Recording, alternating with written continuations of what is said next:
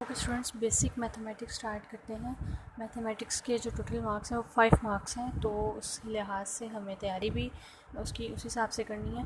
तो एमसीक्यूज़ जो हैं हमने हमेशा उसको सॉल्व करके उसका आंसर निकालना है। हमने ऐसे उसको तुक्का नहीं लगा देना, ठीक है। सॉल्व करके लगाएंगे तो आपके 5 के 5 करेक्ट होंगे।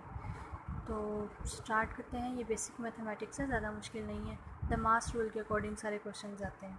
A sum of money is to be distributed among A, B, C and D in the proportion of 5 to 4, 3. If C gets just 1000 more than D, what is B's share? अच्छा, उन्होंने कहा है कि एक हमने पैसे लिए हैं और उनको हमने चार लोगों में या चार लोगों में डिवाइड कर दिया और उनका नाम है A, B, C and D।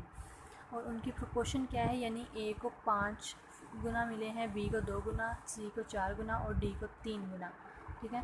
और अगर C ने D से 1000 रुपया ज़्यादा लिया है तो B की प्रोपोर्शन क्या होगी। हम ये उन्होंने ऑप्शन दिए हुए हैं 500, 1500, 2000 या नन ऑफ दीज। अच्छा, इसका आंसर C सही है, 2000। अगर उसके C के 1000 है तो B का 2000 होगा। वो इस तरह शेयर जो है वो हम इस तरह ले लेते हैं कि A का लेते हैं 5x, B का 2x और C का, let the share of A, B, C and D। A का हम 5x ले लेते हैं, B का 2x, C का हम 4x ले लेते हैं और D का 3x, ठीक है। अगर 4x माइनस 3x 1000 है तो B का शेयर क्या होगा, यानी कि उन्होंने कहा है 4 का 1000 रुपया ज़्यादा है 3 वाले से, तो हमने 4x माइनस 3x लिख दिया 1000 के हिसाब से, तो x इक्वल टू 1000 हो गया। अब 2 को से मल्टीप्लाई कर देंगे तो 2 मल्टीप्लाई 1000 ये आ जाएगा तकरीबन 2000, तो B का शेयर 2000 होगा। सिंपल सा एक आंसर था। Sachin is younger than Rahul by 7 years. If their ages are in respective ratio of 7 and 9, how old is Sachin? उन्होंने कहा सचिन जो है एक लड़का है और वो अपने भाई से तकरीबन 7 साल छोटा है, और अगर उनकी एजेस की रेशो 7:9 है तो सचिन कितने साल का होगा, ठीक है। सचिन उसकी हमने जो है ना वो रेशो देखनी, उसके कितने साल का वो देखना। ऑप्शन डी इसका राइट आंसर है, और वो इस तरह है कि हमने राहुल की एज को x से हमने रिप्रेजेंट कर दिया और सचिन की एज जो है ना उससे 7 साल छोटी है ना, 7 साल छोटा है वो उससे, तो x माइनस 7 ईयर्स। अब x माइनस 7 ईयर्स उसको जो है ना वो 7/उसको x से डिवाइड कर दिया, x इक्वल टू 7/9 उस रेशो से, और उसको इसको डिवाइड कर दिया। देन हमने इसको सॉल्व जब किया, ये x माइनस का था उधर जाके प्लस का हो गया और ये x इधर डिवाइड होता और जाके मल्टीप्लाई हो गया, तो x की जो आंसर आ रहा था वो 31.5 आ रहा था। और इस तरह हमने जो 31.5 में से 7 को माइनस किया 24.5 आ गया, ये आंसर है। The ratio between the ages of Arun and Deepak is 4:3. After 6 years, Arun age will be 26 years। Arun की और दीपक की रेशो थी 4:3 और 6 साल बाद अरुण की जो एज है वो 26 ईयर हो गई। तो दीपक की अब एज क्या है, दीपक की अब एज है 15 ईयर्स। वो किस तरह, क्योंकि अरुण जो है वो बड़ा भी है। Let the present age of Arun Deepak be 4x years. अगर हमने अरुण की जो एज है वो 4x हमने कर ली और दीपक की हमने 3x कर ली, देन 4x प्लस 6, 6 साल बाद वो उसकी एज 26 होगी ना, और 4x इक्वल टू 20, तो 6 साल बाद होगी, अभी उसकी 20 है। तो इस तरह हमने जब इसको सॉल्व किया तो x का जो आंसर है वो 5 आ गया। दीपक एज 3x इक्वल टू 15, यानी कि जब उसको 3 से डिवाइड किया, उसकी रेशियो से डिवाइड किया तो 15 आंसर आ गया। The sum of present ages of a father and his son is 60 years. उनकी जो प्रेजेंट एज है वो 60 ईयर्स है। 6 years ago father age was 5 times the age of the son. After 6 years son age will be। अच्छा, उन्होंने कहा कि बाप है और एक बेटा है, उसकी जो दोनों की उम्र है ना वो 60 साल है। 6 साल पहले जो बाप था उसकी एज जो थी ना वो सन से बेटे से 6 गुना ज़्यादा थी। अब 6 साल बाद बेटे की एज क्या होगी। 6 साल पहले बाप की एज बेटे की एज से 6 गुना ज़्यादा थी और 6 साल बाद उसकी एज कितनी होगी। That's option D, B answer है। अच्छा, हमने सपोज कर लिया कि बेटे की और जो बाप की एज है वो 60 माइनस एक्स है। फिर हमने जस्ट सपोज किया है 60 माइनस एक्स माइनस 6 यानी कि 6 साल पहले, और 5 जो है वो उसकी थी 5 गुना ज़्यादा थी, 5 गुना ज़्यादा थी 6 साल पहले। 5 को हमने x माइनस 6 से मल्टीप्लाई कर दिया। अब जब हमने इसको सॉल्व किया तो वो आ गया 14 आंसर आ गया। और जो सन्स बेटे की जो उम्र है 6 साल बाद 20 साल होगी, ठीक है। After 6 years son's age will be, आप इसको सॉल्व करके देख लीजिएगा, वैसे आंसर यही आएगा। इस तरह आपने दमास रूल के अकॉर्डिंग इन सबको प्लस माइनस का ही है सारा। 6 years ago, the ratio of the ages of Kunal and Sagar was 6:5 years. Hence, the ratio of their ages will be. What is Sagar's age at present? सागर की as कितनी होगी अभी? 16 साल। वो कैसे होगी? ये इसकी कैलकुलेशन हुई है। अच्छा, उनकी हमने जो एज है वो उस सारी रेशियो के हिसाब से सेट कर लिया, दैन हमने उसको सॉल्व कर लिया तो उसकी एज 16 आ गई है। आपको इसमें कोई इशू हो किसी क्वेश्चन में तो आप मुझे कमेंट में बता दीजिएगा, हम उसको कॉपी पे भी सॉल्व कर लेंगे। लेकिन ये कैलकुलेशन बहुत इजी है, द मास रूल है, डिवाइड मल्टीप्लिकेशन एडिंग और सब्सट्रैक्शन, इसी रूल के अकॉर्डिंग हुआ है। नीचे वो सारी एक्सप्लेनेशन भी हुई है तो आपको मुश्किल नहीं होगी।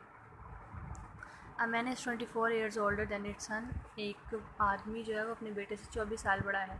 इन 2 years his age will be twice the age of his son, 2 साल में उसकी जो बेटे की उम्र है उस बाप की उम्र बेटे की उम्र से डबल हो जाएगी। The present age of his son is, बेटे की एज जो है वो कितनी होगी? 22 ईयर्स होगी। वो कैसे?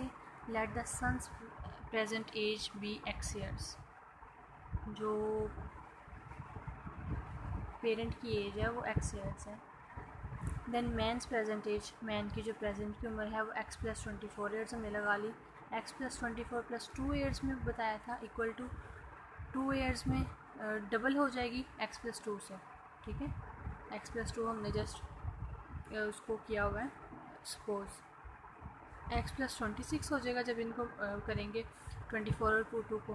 देन 2x इसको जब मल्टीप्लिकेशन करेंगे 2x प्लस 4, और x को x से या 2x प्लस हो रहा है इधर जाके माइनस हो जाएगा तो 2x minus x equal to 26 में से 4 माइनस हो जाएगा तो 22 आंसर आ जाएगा। Present ages of Sameer and Anant is in the ratio of 5.5:4, 3 years, hence the ratio of their ages will become 11:9 respectively. What is Anant present age? ये सारे edges के क्वेश्चन है, उसी तरह सॉल्व होगा, सारी कैलकुलेशन भी वही है। कैन नॉट बी डिटरमाइंड, मतलब उन्होंने कहा कि डिटरमाइंड नहीं हो सकती, नहीं 24 एज है उसकी और ये नीचे इसकी कैलकुलेशन नहीं है, आप एक दफ़ा देख लीजिएगा। A is 2 years older than B, who is twice as old as C. If the total of the ages of A, B and C be 27, how old is B? अच्छा, उन्होंने कहा है कि ए जो है वो 2 साल बड़ा है बी से, और बी जो है वो उसकी एज डबल है सी से, यानी सी की एज बी से आधी है और ए की एज बी से 2 साल बड़ी है। तो अगर उन तीनों की एज 27 है तो बी की कितनी होगी?